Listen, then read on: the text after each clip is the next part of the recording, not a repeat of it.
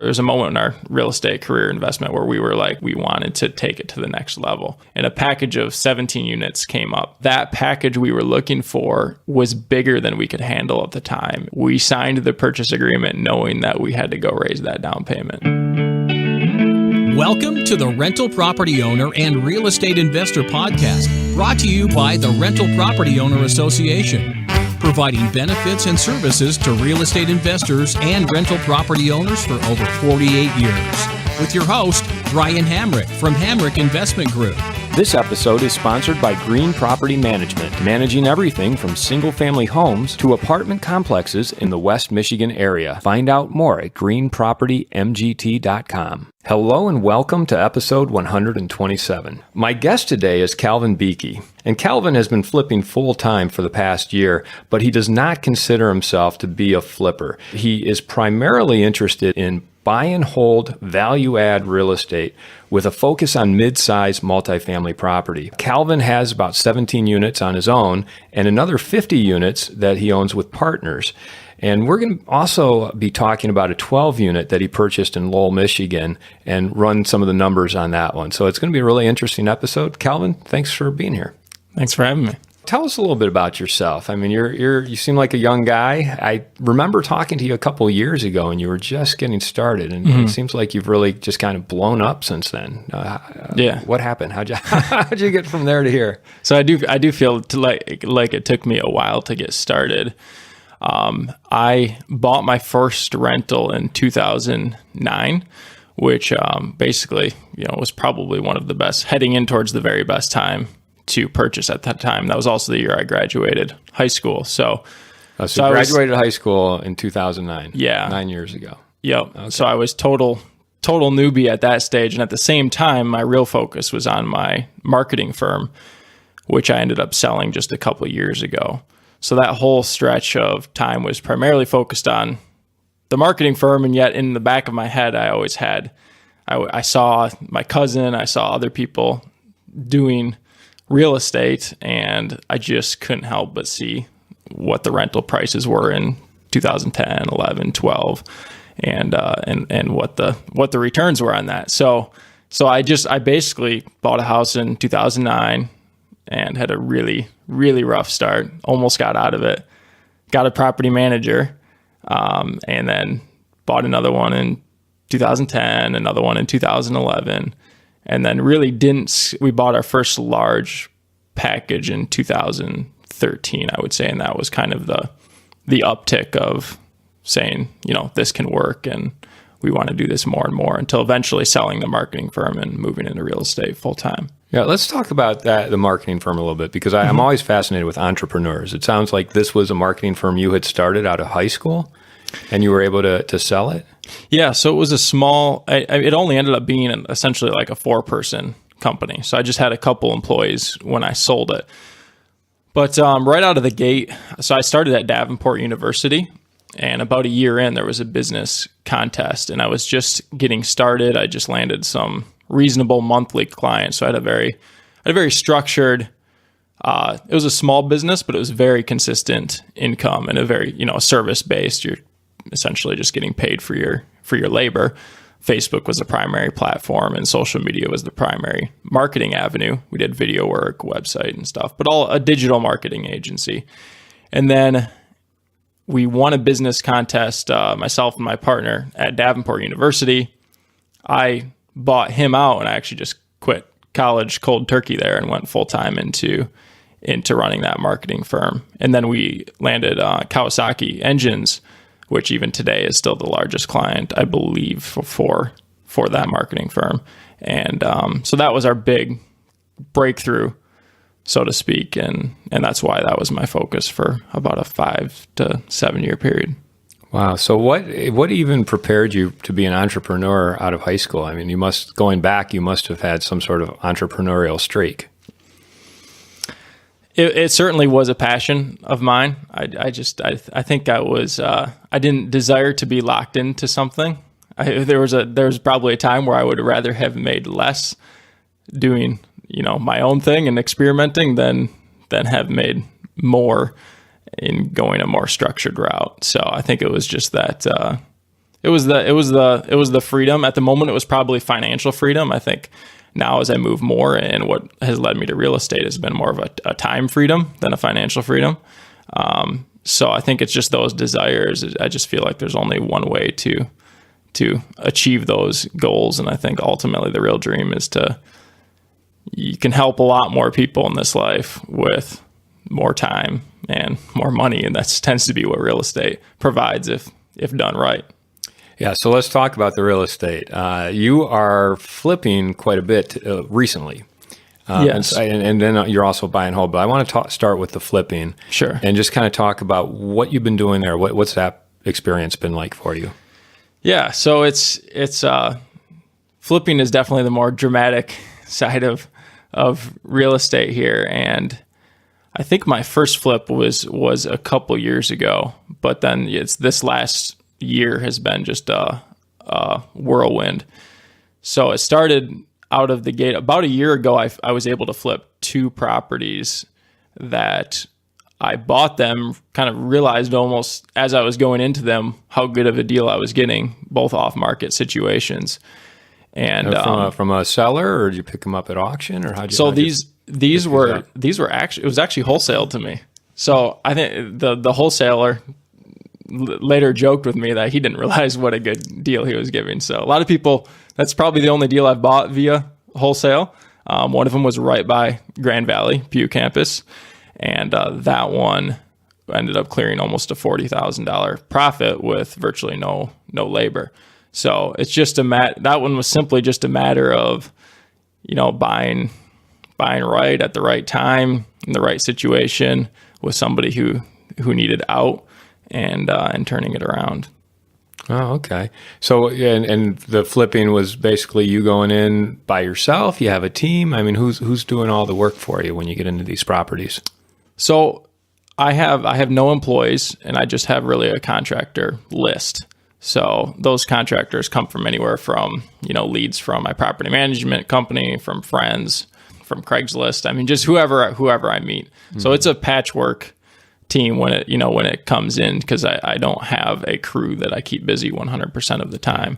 So, but I'm still my goals for this year have always been to have at least one ongoing project, at least one in the buy phase, and at least one in the sell phase. So almost all of the time I am owning 3 houses, 2 to 3 houses. So in the flip stages. Yeah. Now there's a lot of people in Grand Rapids who want to be flipping, rehabbing, flipping, wholesaling.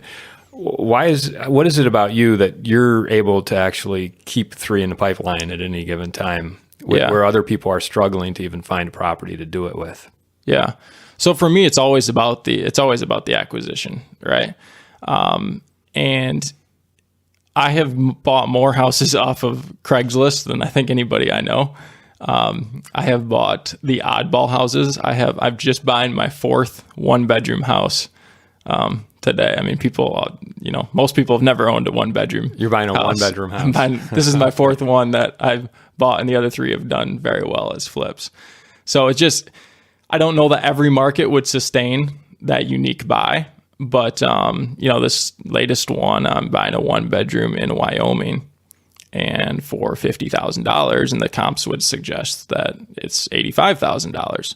So it's just going to be, in theory, it's going to be another 1-day flip, which is my favorite kind, where you get your cleaning crew in the morning. You get your paint touch-ups and put on a backsplash, and in the evening you're bringing the cleaning crew in. But ultimately, I'm just trying to buy value, whether it's off Craigslist or if it's a Zillow by owner lead. And really, it's often a person just looking to save that 6% interest and not realizing that they're really giving up 20% of their potential price on that house. And most of the time, in a lot of those situations, I'm not even presenting them with a lower offer. I'm giving them a cash offer of the price they desire. Oh, really? Okay.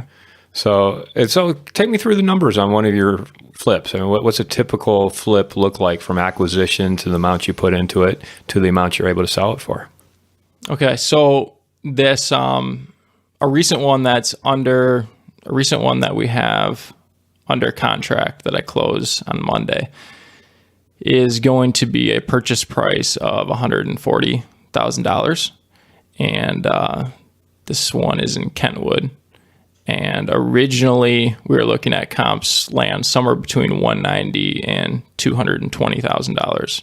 And this is kind of just a carpet and paint. It's occupied with a tenant, so there will be a process in getting the tenant out, and damage is fairly unpredictable as what might occur in the next month.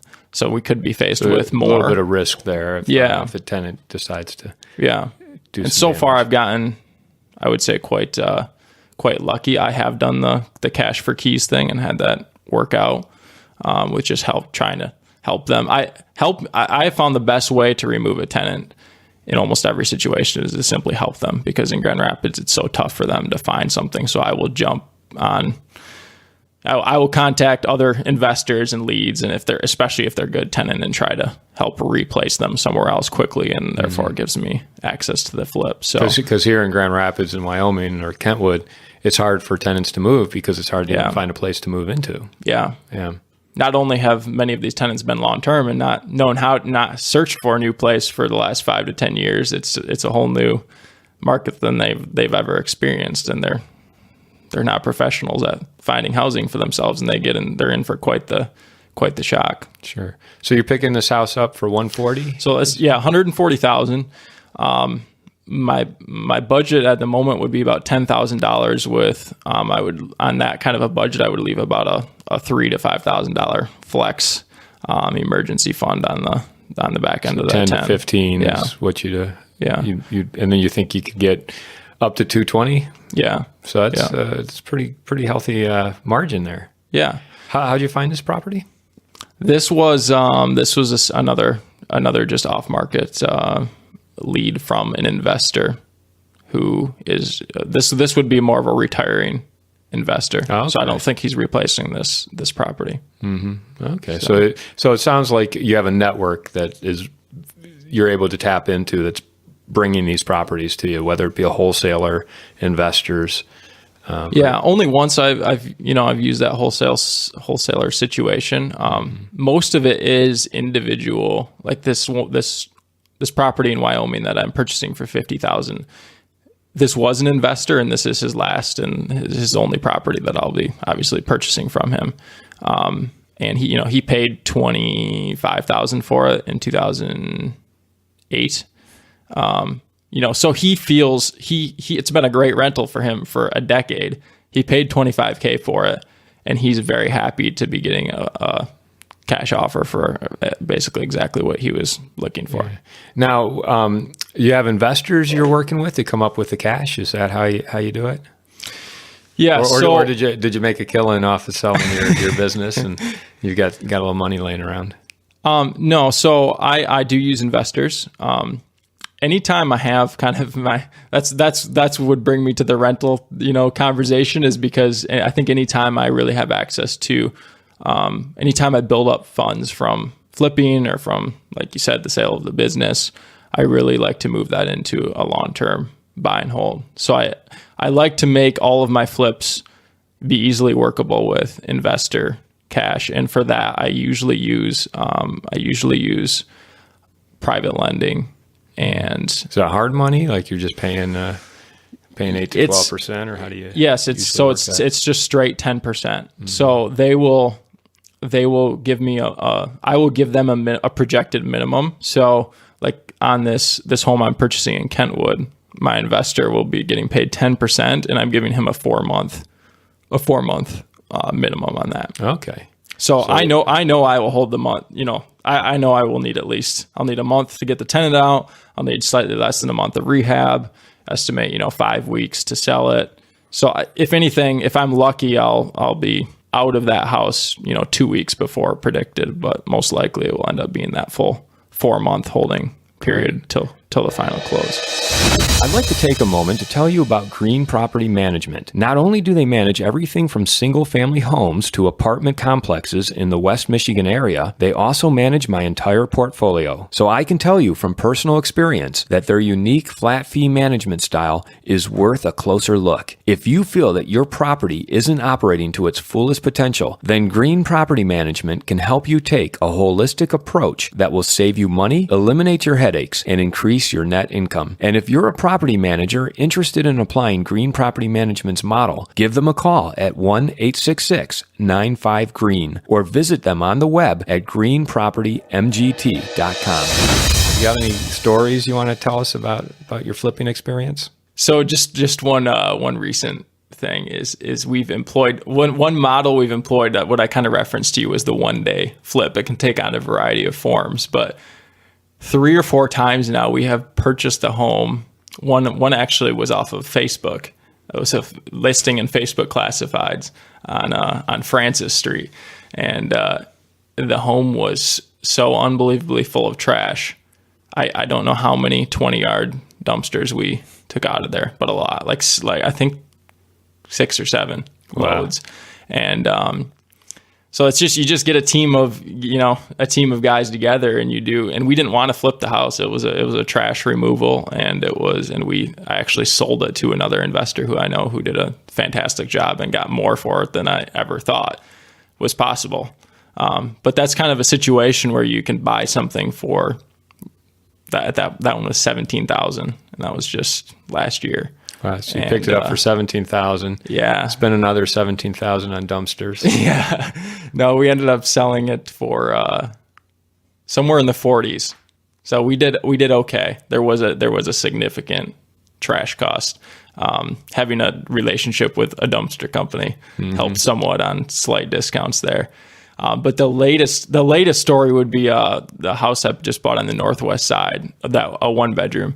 And this 1-bedroom, we removed 7 pickup loads of garbage from. And when I bought this house, I couldn't even see a lot of, the windows from the inside and stuff. So we are fine. We're certainly finding surprises, broken windows, broken trim, because we just couldn't see the floor or the trim or anything like that. So it will still work out good, but it is amazing how people live and the scenarios we encounter. Yeah, so these are hoarder houses then, huh? Yeah. Well, let's move on to multifamily, because really flipping is just something, even though you're doing it full time now, multifamily and buy and hold and value add investing is what you're really primarily focused on.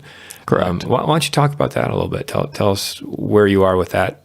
Yeah. So the reason I do flipping almost full time is because the rentals currently, the average week is probably 2 to 5 hours of focus on the rental properties because I use a property manager for all of the rentals, which is the system I like, because I believe organization is not my strong suit, and it certainly is for a property management company.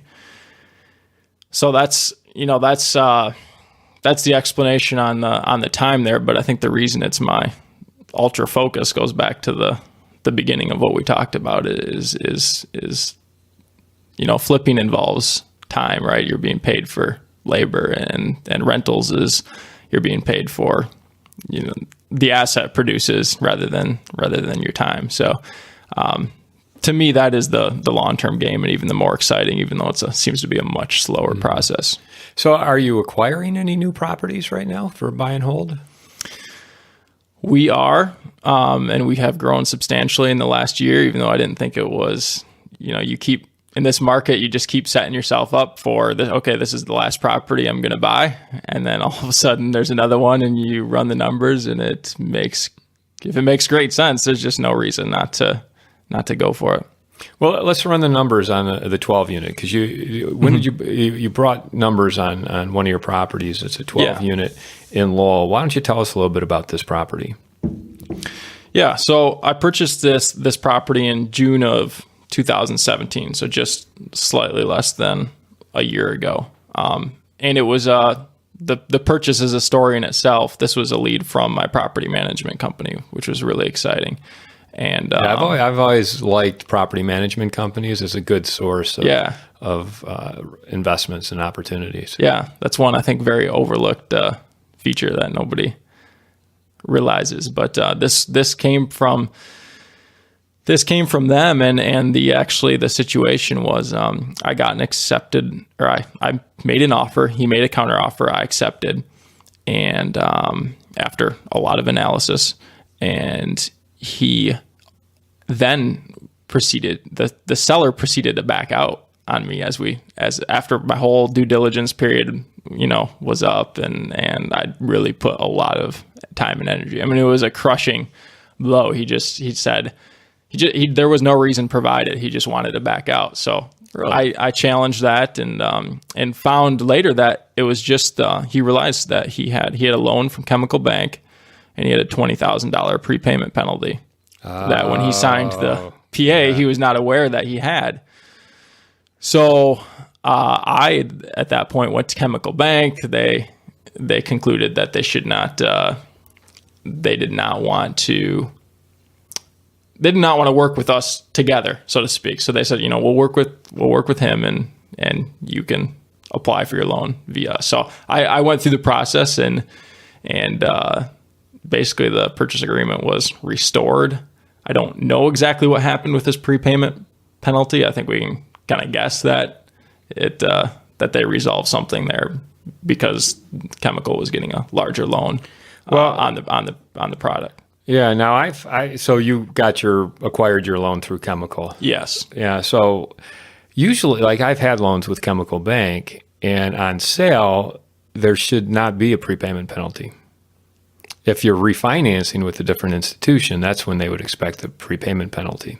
Okay. So the fact that this guy was selling to you, I don't know, maybe the terms of his loan were a little different, but it's always worth checking when you get a loan. What is a prepayment penalty? Yeah. Because you don't expect to sell, but who knows? Right. You might sell. What are you going to have to pay in order to do so? And sometimes it's worth paying that prepayment penalty too, by the way. So interesting. Okay, so you were able to get the deal back in place by understanding what the problem was that the investor or the seller was having. Yeah, and at least making a good faith effort to try to resolve that problem. Correct. Yeah. So you did your inspections, 12 units. Tell me a little bit about this property. So it's certainly a value add product. It was. I would say, if you're from Grand Rapids, you've probably been to the town of Lowell. It's not, there's nothing wrong with it. I think a lot of it is just middle class neighborhoods, working neighborhoods. And this building is right on the edge of mostly single family on one side, more apartments on the other side. Just a very normal American suburb, small town, USA type feel. The property was cared for in certain ways, like it had a newer roof and a newer boiler, but it was neglected in terms of interiors, in terms of properly fixing or new appliances for tenants and things of that nature. So I certainly knew it was a value add play. The purchase price came to basically $41,000 per unit, and your average rents were around that $750. So you're talking about $490 purchase price, $490? Yeah, it was $485. $485 was the purchase price. Yeah. Okay, $485. And you bought it a year ago. How much have you had to put into each unit? So I have only turned 4 units. The building was 100% occupied when I purchased it, and those 4 units turned basically one a month for the first 4 months or so. As some of the tenants were month to month, some were on leases. And I did a significant price hike across the board, and that made a few people leave. And then I transformed those units. So the given unit, I would say is around the $3,000 to $5,000 mark for a full renovation. So now that's with me doing. I was physically actually going in there in between my flip projects and doing a lot of the labor. So you were myself. Doing a lot of the work. Yeah. So what were the rents for these units? First of all, what were they? 1 bedroom, 2 bedroom? So it's set up like 3-4 units, even though one of them shares a wall, so it's only 2 buildings. So there are 9 2-bedrooms and 3 1-bedrooms. Okay. And what kind of rents were they getting? So the sampling of, so basically $585 for the 1-beds and between $720 and $775 approximately for the 2-beds. That's where they were. That's where they were. And when you bought it, you said you did a substantial increase right off the bat? Yeah. So I one of my costs that was quite high and that remains high today was my water bill. Obviously, oddly enough, I just wanted, when I bought this building, I just knew some costs were significantly high, from insurance to things that I knew I could go in and do something with, and those rents that I wanted to come up with, I wanted to hit the $850 mark, plus I wanted them to cover their portion of the water. So every new tenant that has gone in there is $850 plus $60 a month in water. And believe it or not, that's actually how much it costs. It's quite high. $60 a month in water per unit. Yeah. Have you done a RUBS where you can tell what each unit is, or basically have you separately metered the water? I have not. I have not. So the way we kind of explain it to the tenants, essentially, we wanted to attract tenants with an $850 per month rent because we believe that to have been market rent. Is that $850 for a 2-bedroom? Yes. Okay, so the 1-bedrooms would be a little bit less. Yes, basically $750 is what we feel $750, the 1-beds are. So all right, let's take that step by step. So just off the bat, raising the rents, which sounds substantial, like $100 to $200 a unit. Only 4 people moved out. Yes, and just actually last week we had one of those tenants who just got a notice for $130 increase, and they were given the option to, my management company gave them the option to re-sign for 1 or 2 years, and we thought they would up and leave with that kind of an increase, and they re-signed for the full 2-year period. Wow, okay, that shows you how under market the rents were to begin with. Yeah, at this property. So there was a lot of upside built into this right off the bat because the rents were so low. Yes. Okay. But the water, that's something. I mean, $60 a month per unit for water. That's astronomical. Where's that water going? My first thought was there's a leak somewhere. Yeah. And then I have 3 water bills, for each set of 4 units, and they all are about $240 a month. Some of them will be as low as $200 a month for 1 month, but generally they bounce back to the $240 a month. So I do have 3 sets of laundry as well, coin laundry, which has a crazy high I've been told. So right now I projected I would get $300 per month in coin laundry revenue. My first month was $600. So it's averaged out to be about I have on my spreadsheet here, $465 is my average coin laundry, which is still, I've been told, is high for 12 units. Do you own the laundry machines? Yes. Okay, so you're getting 100% of that income. Yes, it's always great. fixing 100% of the machines. That's true. That's true. Yeah. So I own, on some of my properties, I own the machines. Yeah. The coin operated machines. And you do make a good profit from those. Yeah. But of course, you maintain them, and so you do have to allocate some of that toward repairs or replacement. Yeah. While we're on the topic of laundry, we purchased our last acquisition, and our largest was a 24 unit in Kalamazoo, right on the Kalamazoo Portage line in a very good area, and those machines were under a contractor. For, I think it's a 50% you get to keep. And we were actually able to purchase those machines for a very, very reasonable rate for what new units would have cost us. Great. It's just, when you buy those multifamilies, and even if it's not always you owning the machines, you can often acquire them, at the moment. If if the person who owns the machines or the group that owns the machines is willing to sell, a lot of times when you're buying, 24 units or bigger, there's an agreement already in place with the company. Around here, a lot of times you see wash WASH. This was Wash's, the company that owned. And they were willing to sell you the used machines. Yeah. Wow. Okay, I'm surprised because they've got pretty tight stranglehold on that market there. So the fact that they were willing to just sell them to you and be done. Okay, well, good. So obviously just getting the tenants to pay for the water, getting the rents to increase. Owning the laundry machines 100%, you get 100% of the income. That's some great upside right there. Mm-hmm. When you rehab the 4 units, were you able to push the rent even higher?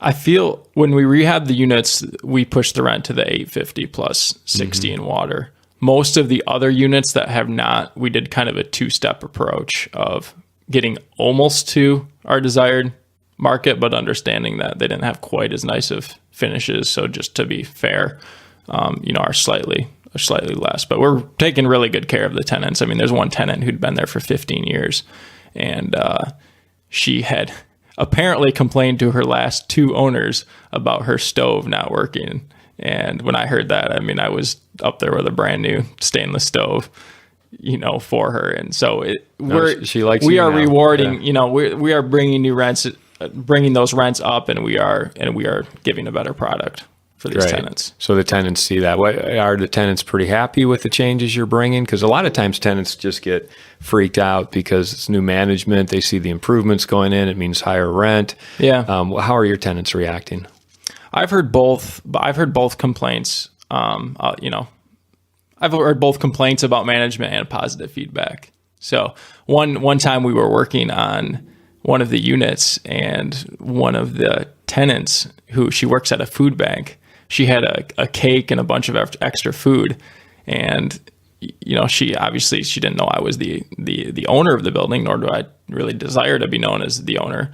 But she brought us all. So we're laying flooring in one of these units, and she stops over and she's all excited to see what's happening to the building, and gives us a pile of food from the food bank that was going to waste otherwise. So there we are, eating cake with the tenant and laying floors in the new unit. So that's nice. It's exciting it's exciting. I think even when you have the building managed by a firm, it's still nice to know the tenants and to want to do a good job for the building, because this is where these people live. So what were some of the other things you did to bring about the upside on this property?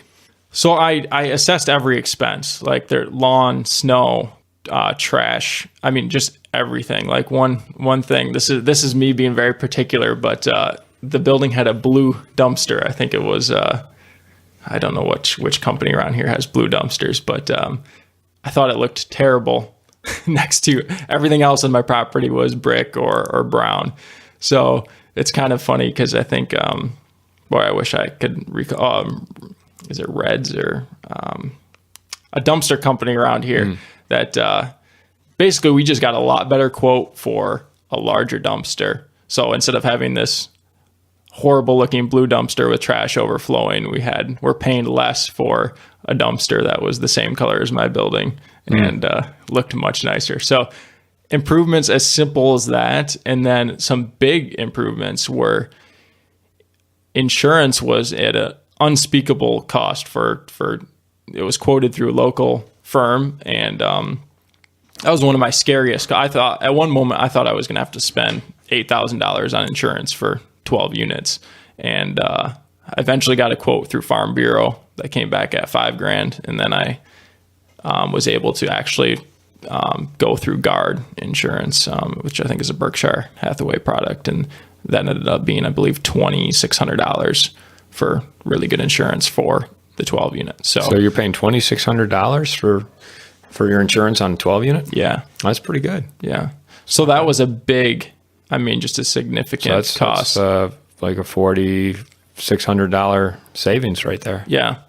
So after everything was said and done, just to kind of illustrate, if you were to buy, so I bought this building. I thought probably at the moment that I was buying it at an 8 cap rate, and I learned after really examining the expenses and the crazy high water bills, and I was probably buying more at like a 7 cap rate, which isn't necessarily what I wanted to do. 7 cap. Yeah. Mm-hmm. So.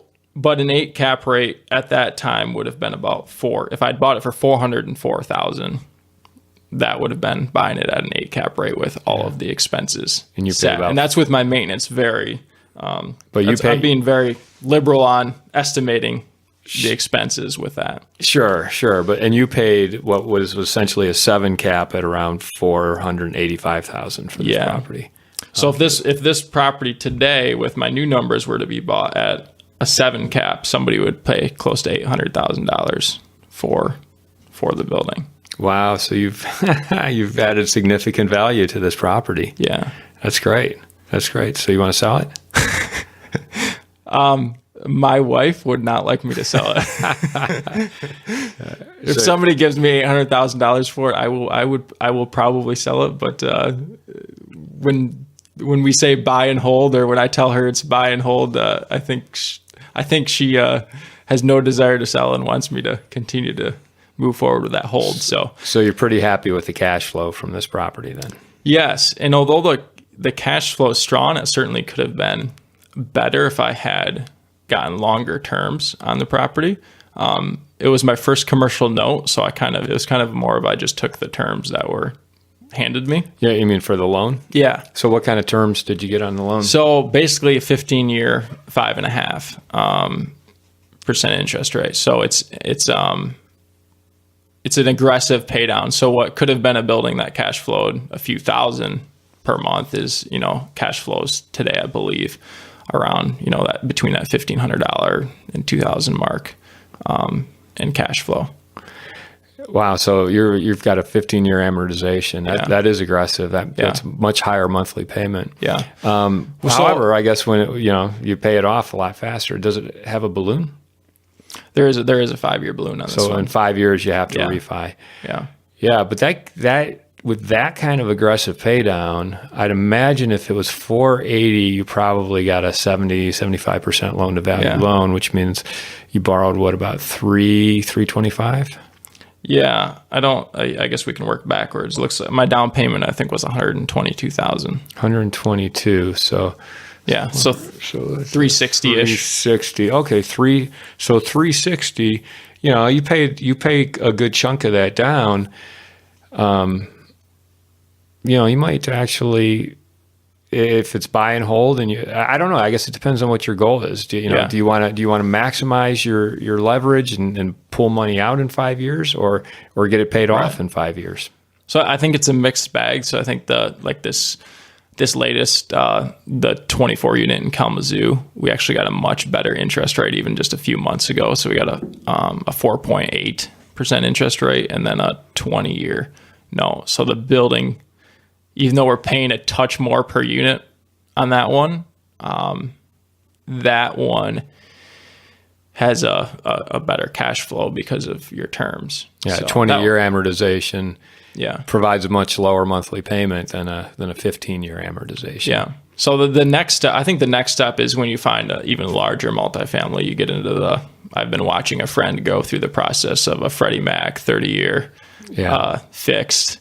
I mean, that's just a dream come true when it comes to financing from what I can see of it. Yeah, I just did a Freddie Mac on a 37 unit that I own. Okay. 30-year amortization. Yeah. First 2 years interest only payment. Yeah. Which is nice. The interest rate I think was under 4.8. It might have been under 4.5. Wow. And it's a 10-year hybrid. So it actually is fixed for 10 years, but it's not a balloon. After that 10 years, I can hang on to it for another 10 years, but it just becomes a floating interest rate at that point. Okay. But it's really, really good terms, really good. I was able to pull out quite a bit of money, and I was very happy with that. Yeah. Now I'm looking at a Fannie on another property. And again, when you get to the Freddie and the Fannie, you're looking at 30-year amortizations. Yeah. Usually at a minimum 10 years. What's really the difference with Freddie and Fannie? Well, here's the difference. With the Freddie, I'm in the process of refinancing a property. Right. Okay. With the Freddie, I'll actually get a higher loan amount. Like I can get a higher loan amount on the property. Okay. However, interest rate, to me, it's neither here nor there. It's maybe a few points, a few BPS basis points difference between Freddie or Fannie.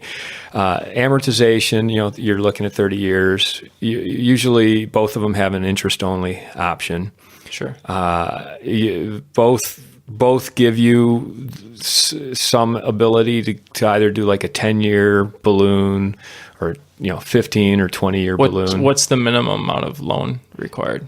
Minimum in terms of like $1 million of loan. Yeah, I think I think you need to be borrowing over $1 million. Yeah. The Freddie SBL loan is meant for smaller apartments, so it might be a little bit lower. But I can't speak to what the minimum is. I think it's $1 million too.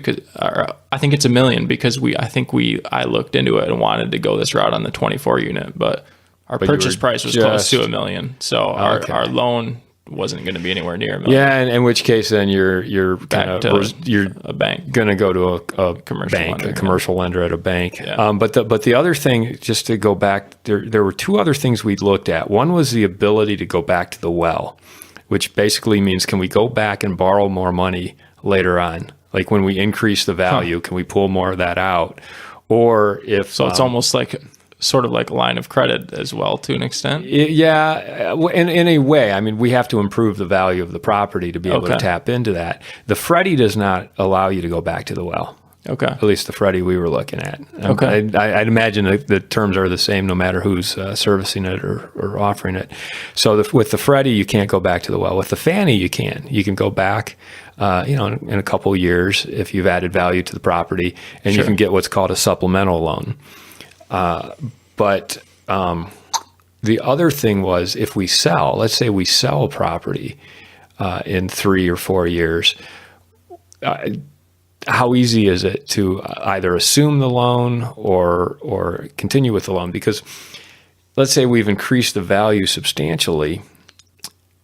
Someone could assume the loan that we've taken, but it might only be at a 50% loan to value ratio for that potential buyer. So they're going to need more money. Right. Well, the Fannie loan allows them to supplement what the amount that they're assuming. Okay. If another buyer were to purchase this down the road, they would be able to supplement the existing Fannie loan, which is at a fixed interest rate. With the Freddie, they can't do that. If we sold, they would basically either have to assume it as is, or we'd have to pay a prepayment penalty. Okay. So as interest rates rise, you could have a more saleable product if you made it easier for somebody to assume the mortgage upon the sale. Yes. Take the Fannie, for example. And I'll just say, let's say it's a $8 million property. We borrow $6 million. I'm not talking specifically about any property, but I'm just using that as an example. Sure. So it's an $8 million property. We borrow $6 million, and it's at a fixed interest rate of 5%. Well, with the Fannie, let's say in 3 or 4 years, we've improved the value to $12 million. So there's $4 million of additional value there that we can tap into. Yeah. We can go back to the well and get a supplemental loan to pull out some of that value. Or if we sell it to another investor, they can assume that existing loan. Yeah. Maybe interest rates have gone up to 8%, but it's fixed at what I say, 5%. Yeah, or 4.5 or 4.8. Yeah. So it's still fixed. Much lower. Then they can get a supplemental loan to add on to that, which would be at whatever the interest rate is at that time. But they can at least add more into their leverage. Right. With the Freddie, they can't do that. Right. Okay. Now, having said all that, I'm not a loan broker. I'm not an expert. I'm just looking at them for myself right now, and that is what I have seen in the term sheets that I've looked at. Okay. Yeah. So at the end of the day, it's an interesting observation how you can, I think once you get over that $1 million loan threshold, it really creates some more opportunities for me. It absolutely does. I had an opportunity from a partner where we have done some small projects together to be part of a much larger complex. And the first thing I did was I looked at that price per unit and I just balked. I said, I don't have an interest in paying that for that kind of property. And come to find out after, looking at this Freddie Mac loan that he's securing on it, the cash flow is obviously amazingly strong in these first couple of years as interest free, obviously, but should continue to be. It's actually a loan product made the building a whole lot more feasible. It really was all about the terms and not as much about the price. So now, do I have deep regrets about not being part of it? I think there's better deals out there on smaller buildings that I've found where I can have the similar thing. So I don't think I lost out big time. It's just amazing to watch a loan product transform what I thought was a bad deal into a respectable deal. Yeah. Well, in today's low interest rate, aggressive lender environment, people are able to pay a lot more for properties than they would normally pay. Yeah. And it's because they can get really excellent loan terms. Yeah. And so there's no doubt about that. So I know I went off on a tangent there about loans. I had just this morning, I got off the phone with my loan broker about different property, and we were looking at comparing side by side those loans, the Freddie Mac and the Fannie Mae. But I want to get back to your 12 unit and kind of wrap up that conversation. It sounds like you added significant value. I mean, is there anything more that you want to add to that? Yeah, really just in summary, I would say what often I thought would perceive to have taken us 1 to 2 years, we were able to do, I think, in about 6 to 8 months. And that was to buy a building that had basically zero cash flow at the loan terms that we were at, and which is essentially no return, to bring it to basically around a 15% cash on cash return, cash flowing close to $2,000 a month. So just to be able to, part of that's the market, right? And part of that's just truly buying a value add asset where you can make better places to live, what people will pay more for, and realize that there's all sorts of out of control expenses that you can control and bring down. And I'm still working on doing that. And I think when it's all said and done, it's just a lot of fun to take a building and realize that you can add 30 to 40% of value to it just by addressing expenses and creating a better place and raising rents. Yeah, definitely. It's not just about increasing your income, it's also about decreasing your expenses. Right. And it sounds like you were able to do both on this property. Right. So going back to your entrepreneurial kind of perspective, and real estate, what is it you like about real estate when you put on that entrepreneurial hat? What is it you like about it? So I would say the scalability has to be the amazing factor. So I have a lot of entrepreneurial friends, and we have these discussions of, is it a service-based company? Is it a product-based company? Is it real estate? What is the end game? I think a lot of people prevent themselves from getting into real estate because of this supposed big down payment that they need to secure something. And when you have cash, when you're able to save, whether it's scrimp and save or go get some private money, that certainly makes it a lot more advantageous, a lot more. You're allowed to be a bigger player with more funds in the game in real estate.